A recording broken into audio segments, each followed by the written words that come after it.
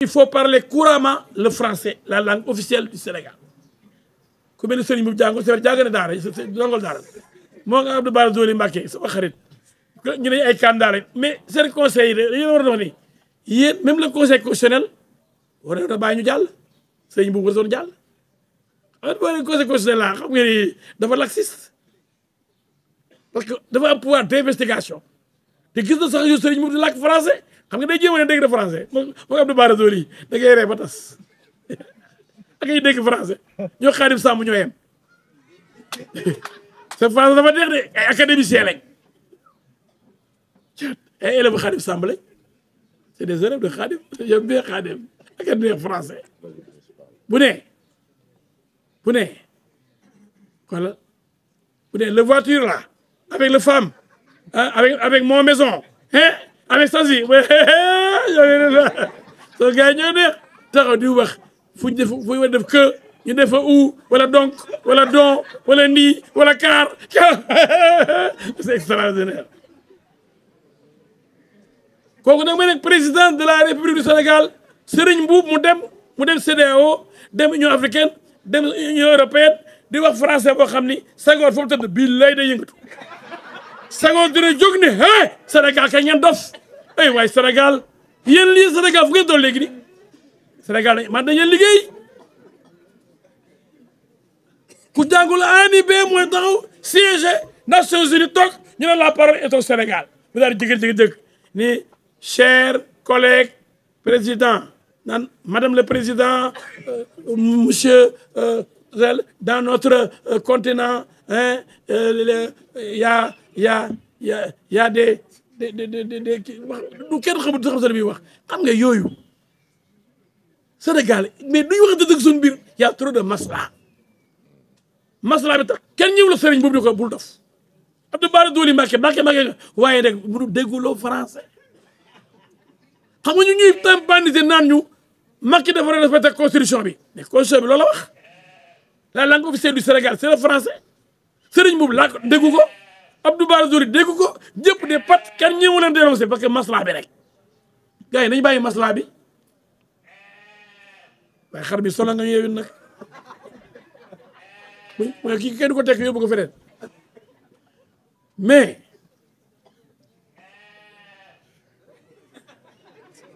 non waa jox ko parole boog on va lui tendre le micro y a pas de problème alors vous avez vu ça xam nga ni ñu war a wax duñ ko wax xam nga li gën a grave mooy cette violation de la constitution nga ñëw yow dégguloo français ñu ne la l'électeur le candidat doit parler couramment le français mooy du français primaire du français secondaire du français de baccalauréat da koy làkk dégg ko la langue de Molière c'est la langue officielle foo dem ëllëg ñu ne vous avez la parole monsieur le président de la république nga làkk français bu neex gars yi tàccu ko toogaat Sénégal ñu honoré ko waaye nga dem ñu jox la parole monsieur le président de la république vous avez la parole nga ne lan laa war a wax lë la wala laa fii moo la wala maa kii toon la wala taa mais yéen loolu lañu mérité ñun Sénégal yëpp di pat tiiral ñëpp xam ne ñaar ñi dégguñu français duñ ko làkk sax ñu ne candidat lañ kenn ki jàll kenn ki jàllul ëllëg bu ko yàlla mooy mu nekk président Serigne Mboup eh waaye quel gâchis pour le Sénégal fekk ñoo ko teg suñu bopp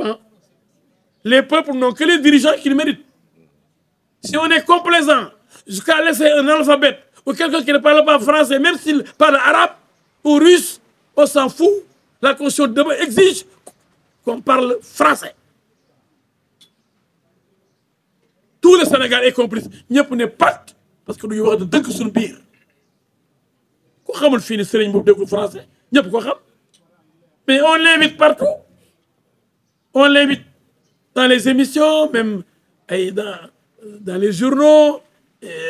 oui bu ñëwee il montre il étale ses carences il montre qu'il ne maîtrise pas la langue française. L'anglais n'est pas la langue exigée. On dit il faut parler couramment français. Je n'aime pas les idiots. Il faut être intelligent. Quand on dit que on ne parle que français, il ne faut pas mener le russe ou l'espagnol. Le candidat arabe ou anglais, on s'en fout. La Constitution parle et dit français, la langue officielle. Où est-ce qu'on a mentionné l'anglais ou le serbe? Mais nous sommes tellement malades dans ce pays, tellement complaisants, tellement malhonnêtes intellectuellement, qu'on tolère énormément de bêtises.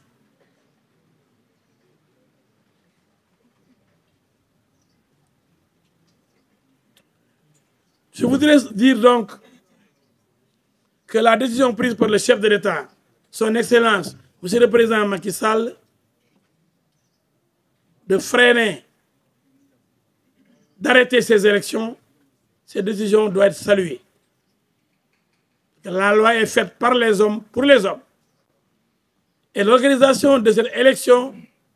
aurait entraîné un chaos indescriptible dans notre pays.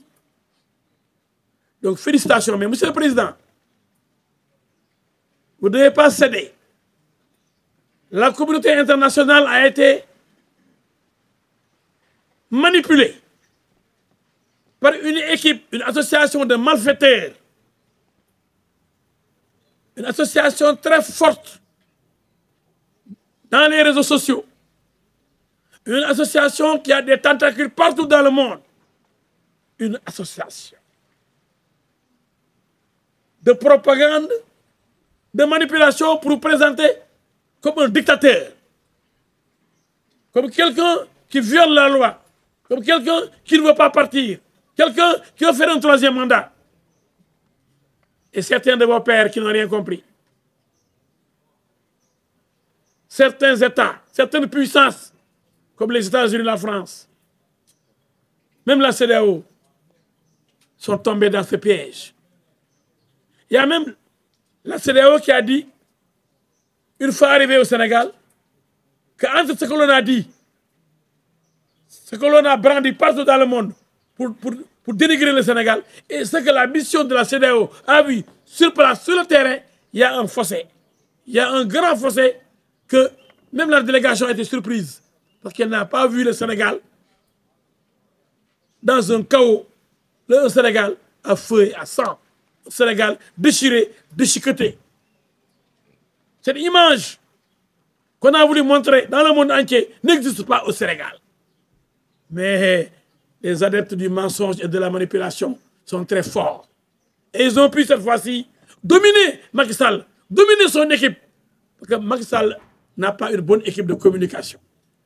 Macky Sall est en retard sur le plan de la communication. Macky Sall, qui devait avoir un gouvernement de combat, a eu un gouvernement de démission, un gouvernement défaillant. Ces ministres ne s'impliquent pas dans le combat contre cette propagande internationale de déstabilisation de notre pays, de dénigrement de notre pays. C'est bien fait pour Macky Sall, parce que c'est lui qui a choisi ses propres sommes qui l'entourent et qui ne lui rendent pas service. Donc, je demande au président et à l'Assemblée de revoir la date de l'organisation de l'élection présidentielle. Cette date doit être fixée 3 mois, 4 mois, d'ici 4 ou 3 mois, ou 2 ou 3 mois après le mois d'avril, avril, mai, juin. Le temps d'organiser un dialogue sincère